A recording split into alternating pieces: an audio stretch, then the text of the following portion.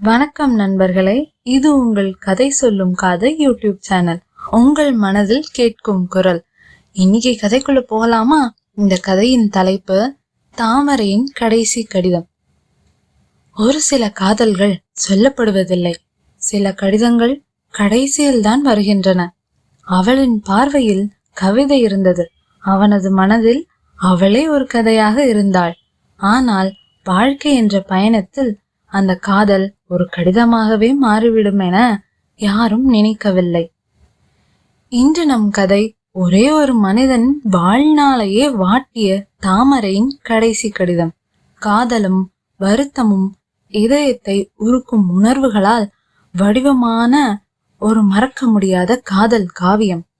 அருண் ஒரு சாதாரண குடும்பத்தைச் சேர்ந்த ஓய்வு பெற்ற ஆசிரியர். அவரது வாழ்க்கை அமைதியானதுதான். ஆனால் ஒரு இருண்ட பக்கம் அவர் மனதில் துன்பமாய் தங்கியிருந்தது. தாமரை, ஆம், அவருடைய காதலிதான்.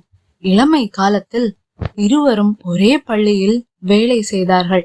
தாமரை தமிழாசிரியர், அருண் கணித ஆசிரியர். தினமும் காலை தாமரை பள்ளிக்கு வந்து தோழிகளுடன் பேசும் அந்த சிரிப்பு அருணுக்கு ஒரு சங்கீதமாகவே இருந்தது. அவர்களுக்கிடையே நேரடி காதல் வார்த்தைகள் எதுவும் இல்லை. ஆனால் ஒருவரின் கண்கள் மற்றொருவரை பார்ப்பது போதும் அந்த பரிமாணமில்லாத காதல் உருவெடுத்தது. தாமரையின் குரலில் ஒரு பாசம், தாய்மையுணர்வு, நடையில் ஒரு மரியாதை, கவனத்தில் ஒரு அக்கறை இருந்தது. அவை அருணின் மனதை குறுக்கே பிளந்தது. அவள்தான் எனது உயிர் என்று சொல்ல வைத்து விட்டன. ஆனால் அவளிடம் எதையும் வெளிப்பட சொல்லாத தவறு அருணின் வாழ்க்கையை நிரந்தர சாயலில் தள்ளிவிட்டது. காலம் கடந்து ஓடிவிட்டன. தாமரைக்கு குடும்பம் அமைந்து விட்டது. அருண் தன் மனதை கடலில் மூழ்க விட்டது. ஒரு நாள் தாமரை அந்த பள்ளியை விட்டு சென்றாள். அருணின் வாழ்க்கையில் ஒரு அமைதியான புயல் வந்து சென்றது போல் இருந்தது. ஓர் அத்தியாயம் முடிந்தது. ஆனால் அந்த அத்தியாயத்தின் கடைசி பக்கத்தில் ஒரு இடைவேளை எப்போதும் இருந்தது. நிறைய ஆண்டுகள் கழிந்த பிறகு ஒரு நாள் போஸ்ட்மேன் ஒரு பழைய சுருள் போன்ற கடிதத்தை கொடுத்தார். அதன் மேல் எழுதியிருந்த பெயரை பார்த்ததும் அருணின் கைகள் நடுங்கின. தாமரை. ஆம், அவரின் தாமரையிடமிருந்து அந்த கடிதம். அவளின் கையெழுத்து, அவளின் வாசனை. இதயம் வேகமடைந்தது. கடிதம் திறந்தவுடன் எழுத்துக்கள் கண்ணில் தெரிந்ததுதான். ஆனால் வாசிக்க முடியவில்லை. விழிநீர் திரையாக மூடியது. கடிதத்தில் தாமரை எழுதியிருந்தது. அருண், என் வாழ்நாள் முழுக்க என் இதயத்தில் ஒரே ஒரு பெயர்தான் இருந்தது. அது உன்னுடையதுதான். ஆனால் அந்த பெயரை நான் ஒருபோதும் நானாக சொல்லவில்லையே. அதுதான் என் வாழ்நாளின் தவறு. உன்னையே நேசித்தேன், ஆனால் என் வாழ்க்கை வேறு பாதையில் கொண்டு போய்விட்டது. என் கண்களில் இருந்து காதலை நீ படித்தாயா என்பது இன்று வரை எனக்கு தெரியாது. ஆனால் என் நெஞ்சம் முழுதும் நீயே இருந்தாய். என் குடும்பம் சிதைந்த பிறகு என் மனதெல்லாம் உன்னை மீண்டும் தேடத் தொடங்கியது.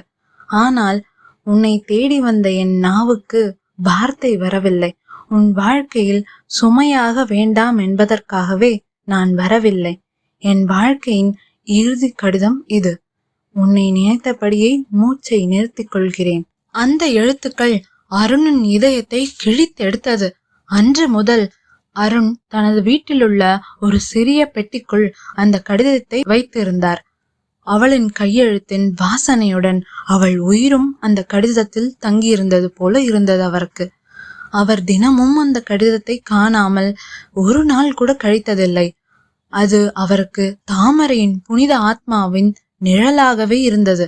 அருண் தன்னிடம் இருந்த அந்த பாசத்தை வாழ்க்கையோடு கொண்டு சென்றார். ஆனால் ஒரு விஷயத்தை மட்டும் உறுதியாக நினைத்தார். தாமரை உண்மையாய் நேசித்தார் என அவருக்கு தெரியாமல் போகவில்லை. ஆனால் அந்த காதல், அந்த உணர்வுகள் எல்லாம் ஒரு கடிதத்துக்குள் மட்டும் நிறைந்திருந்தது. அந்த கடைசி கடிதம், தாமரையின் கடைசி கடிதம்.